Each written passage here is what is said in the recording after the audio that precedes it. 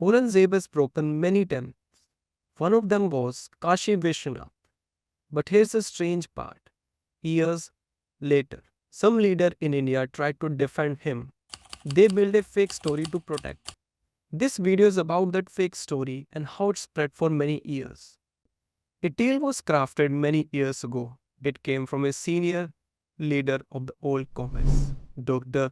Pattabhi Sitaramayya, in his book Feathers and Stone.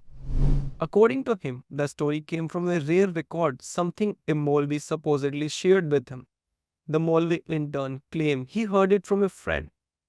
That friend conveniently died. The record was never seen, no document ever surfaced, no evidence was ever produced. And yet the tale traveled. For decades, many repeated it as if it were the truth. Here's the tale. Aurangzeb was traveling with a group of Hindu kings. They halted at Kashi.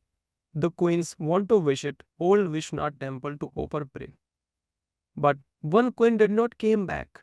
Hour passed. Aurangzeb grew anxious and sent his guard to search for her. The guard returned with a dramatic story that they had discovered a hidden chamber beneath the shrine, that the missing queen was found there, crying, that her jewelry had been stolen, and that the priest was responsible.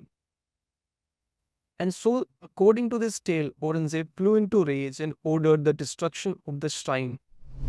This is the tale, the old Congress version that was passed around for decades. The tale has no true fact, no real date, no real record, no real check, not even a slight hint in the Mughal record. It has no army notes, no travel notes, no writer of the time spoke about it.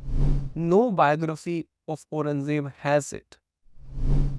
And the main key point here is that Aurangzeb did not even travel on that route.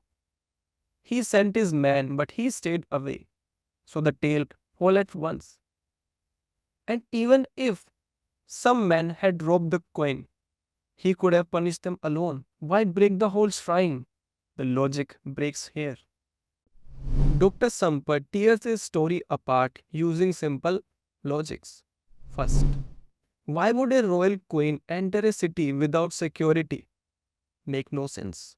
Why would all queen return except one? Illogical. Third, why is a sliding wall with Ganesha hiding in underground tunnel? It feels pure fiction.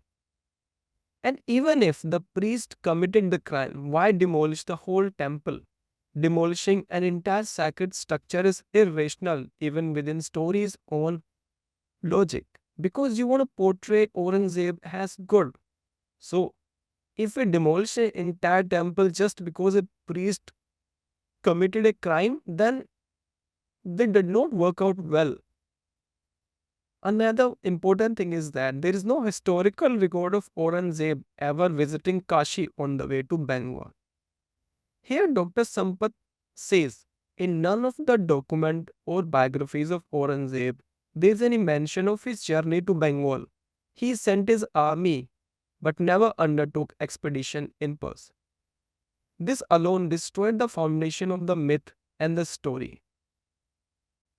Now, let's take a look at the real Mughal record. Not a tale, not a guess, a real court file of that. And that is Maasir-i-Alamgiri.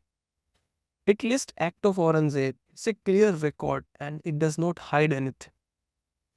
On one of the pages, it was written, His Majesty, eager to establish Islam, issued order to the governors of all provinces to demolish the school and temples of the infidels, and with the utmost urgency put down the teaching and public practice of the religion of these misbelief. And like another page in this book, what did it say? It was reported that according to Emperor's command, his officers had demolished the temple of Vishwanath at Kashi. This is a direct line, short, clear, no coin, no hidden room, no theft, no confusion. Just one line. Aurangzeb ordered the fall of the Kashi shrine. And this is a true record. Maasir-i-Alamgiri shows many more. It shows how Aurangzeb asked Hindu shrine to be broken in many places. It shows how he attacked Hindu saint and stopped Hindu teaching. He saw Hindu text as false book. In one of the line, he says, Brahman misbelievers used to teach the false books, and Aurangzeb ordered these places to be broken. This is the tone of the record, this is the pattern, this is the policy.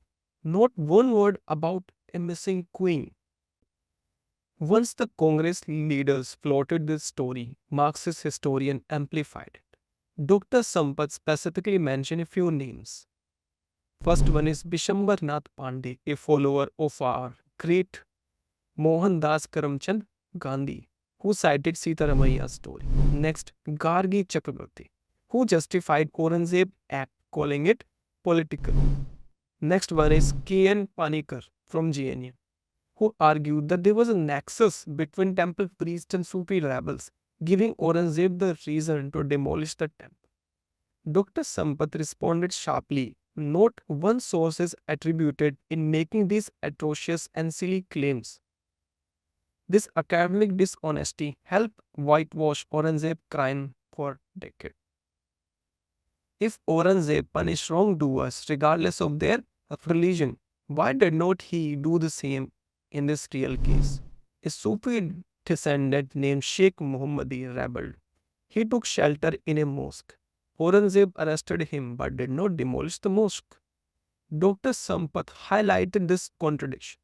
So the claim Aurangzeb demolished temple only to punish wrongdoers is false. All contemporary sources like Maasir-i-Alamgiri, multiple Farmans and other books shows a clear pattern. Aurangzeb targeted Hindu temple as a part of his religious policy. Vishwanath temple was demolished because it represented Hindu power and devotion. He built the Gyanvapi mosque over its ruins. There was no missing queen, no cellar, no secret tunnel, no priestly crime. It was a political and religious act of dominance.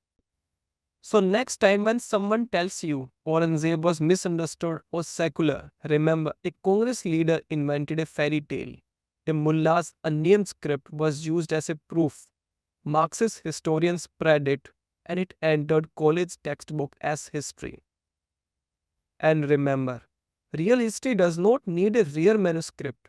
Fake history does. Peace.